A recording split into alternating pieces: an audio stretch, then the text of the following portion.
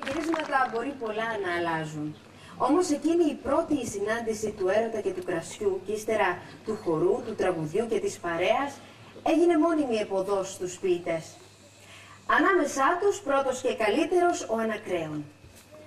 Τιμώντας σήμερα τη μνήμη του θα τραγουδήσουμε στη γλώσσα του, δηλαδή αρχαιοελληνιστή αλλά σε μουσική νεότερη, ένα από τα Ανακρεόντια.